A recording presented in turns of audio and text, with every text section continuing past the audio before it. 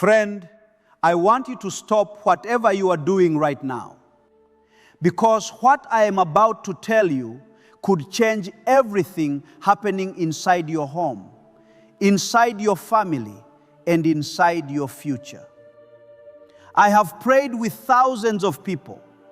I have stood in the homes of the broken, the struggling, the ones who cried out to heaven, wondering why their blessings were not coming through, why their marriages felt cold, why their finances kept collapsing, why peace seemed to vanish the moment they walked through their own front door. And time again, I discovered something that shocked even me. Something so simple, so visible, so right in front of their eyes, yet completely invisible to their spirit. It was the color on their walls. Now, before you dismiss this, before you say, Pastor, it is just pain, I want you to listen very carefully, because God is not a God of chaos. He's a God of order, of beauty, of intentional creation. When He spoke light into darkness in Genesis, He did not do it carelessly.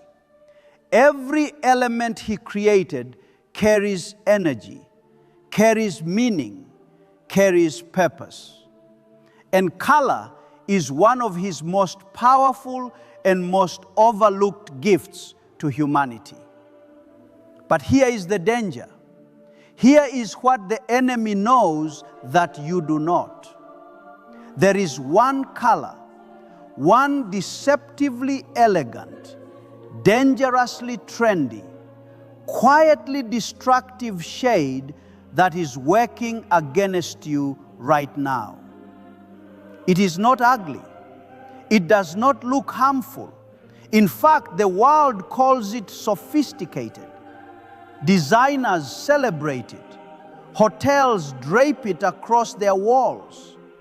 And millions of good, faithful, hard-working people have invited it straight into the center of their homes. And they are suffering for it without knowing why. This color does not shout. It does not announce itself. It simply dims. It dims your dreams. It dims your love. It dims your creative fire. It dims the very atmosphere through which God's blessings must travel to reach you. And I am here today, right now, to expose it, to name it, and to give you something far greater in its place. Because the same God who made the rainbow made your home to be a sanctuary of glory, not a place of heaviness, not a place of confusion, not a place where hope quietly dies in the corner. Your home was designed by heaven to be a vessel of abundance, of warmth, of passionate living. And today, we are going to take it back. So open your heart, open your mind, and get ready, because what you are about to hear will never let you look at your walls the same way again. I want you to think about something with me for a moment. Think about the very place you sleep at night, the place where you eat your meals, raise your children, rest your tired body after a long and exhausting day. Think about the walls that surround you, the rooms you move through every single morning before you even speak a word to another human being. Now, I want you to ask yourself an honest question, and I need you to really sit with this. Does that place feel alive? Does it feel like a place where something good is growing? Where something beautiful is being built? Or does it feel, if you are being truly honest with yourself, like something in there is just thy I off? I have met people who pray every day, good people, sincere people, people who fast, who give, who serve faithfully in their churches and communities. And yet they come to me with the same look in their eyes, a quiet exhaustion, a deep frustration, because no matter what they do, the blessings they are believing God for simply will not land. Their relationships feel distant. Their finances feel stuck. Their joy feels like it is always just slightly out of reach, and they cannot understand why. They are doing everything right on the outside, but something on the inside of their home is fighting against them. Here is what I know after decades of walking with God and walking with people. Your home is not just a building. It is not just wood and concrete and glass and paint. It is a living spiritual environment. It breathes. It holds energy. It carries the weight of every emotion that has ever moved through it. Every word that has ever been spoken inside it. Every intention that has ever been set or neglected within its walls. Ancient wisdom traditions understood this. The scriptures understood this. And deep down, if you are sensitive to the Spirit of God, you understand this too. The Bible tells us that God is not a God of disorder, but of peace. He is intentional. He is precise. When He designed the tabernacle in the wilderness, He did not simply say, build something. He gave specific instructions, specific materials, specific arrangements, specific colors. Why? Because God understands that the environment you inhabit shapes the spirit you carry. He knows that what surrounds you influences what flows through you. He is not indifferent to your surroundings. He never has been. So when I tell you that the colors inside your home carry spiritual weight, I am not speaking from superstition. I am speaking from a deep and tested understanding of how God designed this world to operate. Color is not decoration. It is communication. Every shade speaks a language to your mind, to your emotions, to your spirit, and to the spiritual atmosphere of the space you occupy. Some colors open doors. Some colors, without your knowledge, close them. And this is why so many believers are living beneath their inheritance.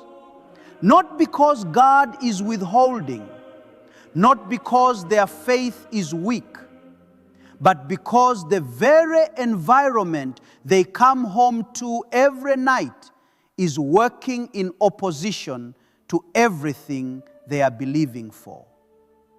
The atmosphere inside your four walls is either cooperating with heaven or resisting it. There is no neutral ground. There is no such thing as a spiritually empty space. Something is always speaking. Something is always influencing.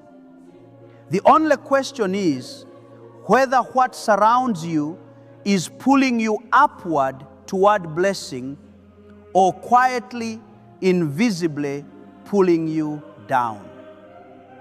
Now, I need you to stay with me here because this is where it gets deeply personal. This is the part that most people are not ready to hear. Not because it is complicated, not because it requires years of study or theological training to understand, but because it is so close to home. Literally, it is sitting on your walls right now. It is draped across your furniture. It is reflected in your mirrors. And it has been quietly, methodically, almost invisibly robbing you of the very life God intended for you to live. There is a thief that does not knock on your door. It does not announce itself with a loud noise or an obvious warning sign. It does not come in the night like a burglar carrying a bag. This thief walks in through the front door in broad daylight, dressed in sophistication and elegance, wearing the approval of the world's most celebrated designers and decorators. It comes wrapped in compliments. People see it and say, "Oh, how modern, how refined, how beautifully understated." And you smile, feeling proud of your taste, feeling like you have finally created the kind of home that looks polished and put together. But behind that polished exterior, something is being taken from you every single day. The color I'm speaking about is dark gray. And I know what some of you are thinking right now. You are thinking, "Pastor, that cannot be right. Dark gray is everywhere. It is on the walls of beautiful homes. It is in luxury apartments. It is in the most expensive hotels in the world." And you are absolutely correct.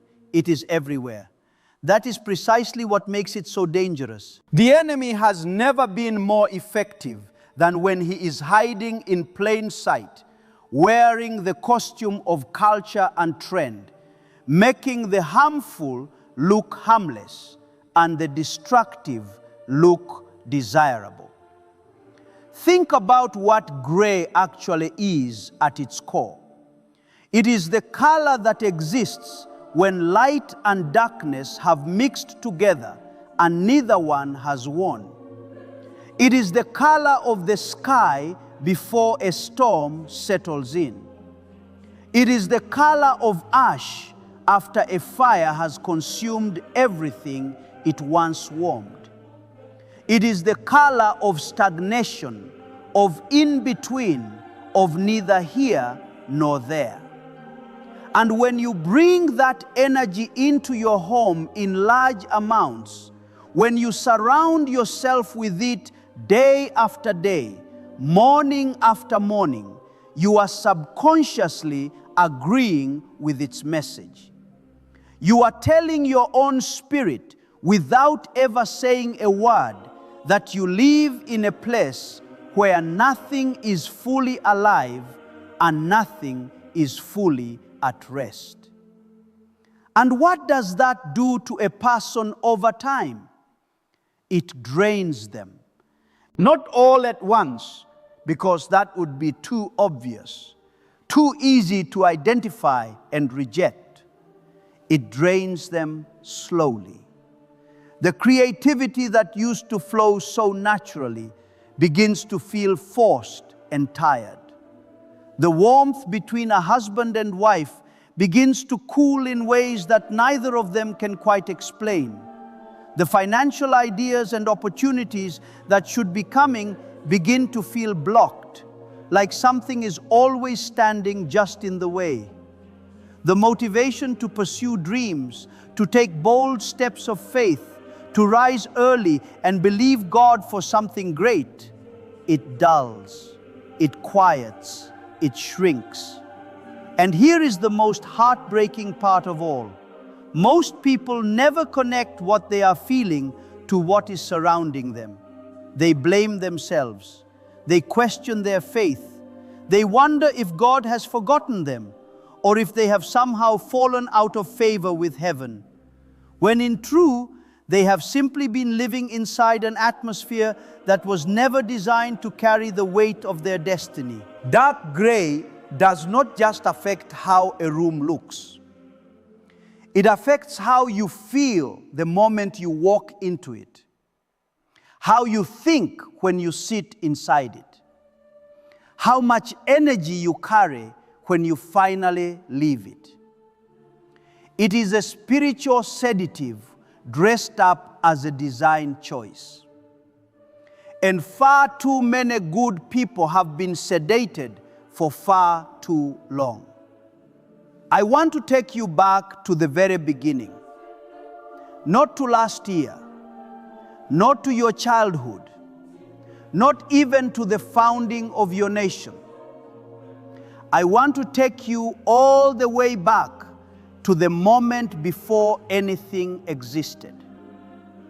Before the mountains rose up from the earth, before the oceans found their boundaries, before a single bird sang its first song, or a single flower opened its face to the morning light. I want to take you back to that sacred, holy, breathtaking moment when God opened his mouth and spoke, and out of absolute nothing, everything came rushing into being. And one of the first things God created, one of the very first gifts he released into this brand new world was light. Not buildings, not systems, not religion, light. Because God understood something that we have slowly, painfully forgotten in our modern world of trends and technology and carefully curated interior design. He understood that light is the mother of all color. Without light, color does not exist. Without light, everything remains in darkness, formless, and without distinction. And when God saw the light, the scripture tells us, he looked at it and called it good. He did not call it merely functional.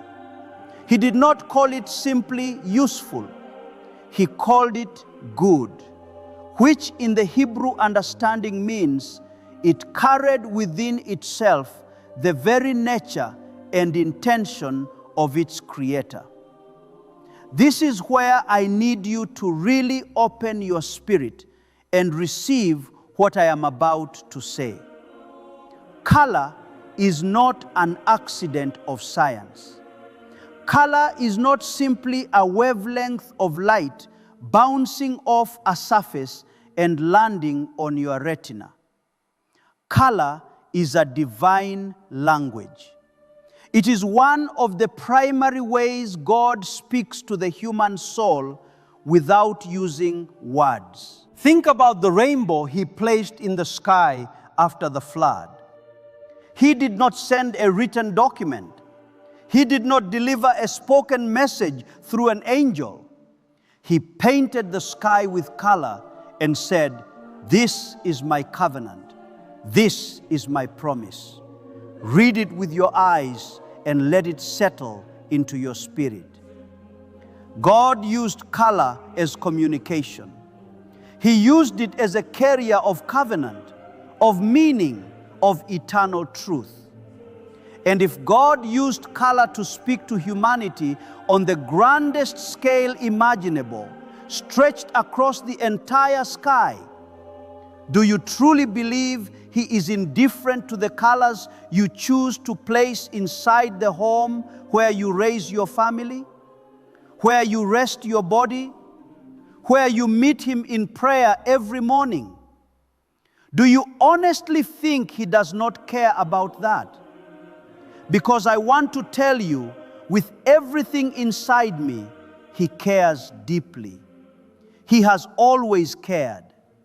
We are the ones who stopped paying attention. When God gave Moses the instructions for the tabernacle, he was extraordinarily specific about color. Blue, purple, and scarlet were woven into the curtains with deliberate intention. Each one carried meaning. Each one communicated something about the nature of God and the kind of atmosphere He required in the place where He would come and dwell among His people. God did not say, whatever feels modern, whatever looks sophisticated, whatever the surrounding culture finds most appealing, use that. He chose with purpose. He designed with precision because He knew that the environment shapes the encounter. The atmosphere determines what can and cannot flow. Now bring that same understanding into your own home. Every color you choose is either opening a channel or closing one. Every shade you invite onto your walls is either cooperating with the frequency of heaven or working in resistance to it. This is not mysticism. This is not superstition dressed up in spiritual language. This is the deeply practical reality of how God designed the world to operate, where the seen and the unseen are always in conversation, where the physical and the spiritual are never truly separate, where what you place around your body has a direct and measurable effect on what happens inside your soul. And here is what breaks my heart when I look at so many homes today. People spend enormous amounts of time, energy, and money decorating their spaces, and yet they do it completely deaf to this divine language. They follow trends. They copy what they see in magazines and on social media. They ask their friends what looks good rather than asking God what carries life.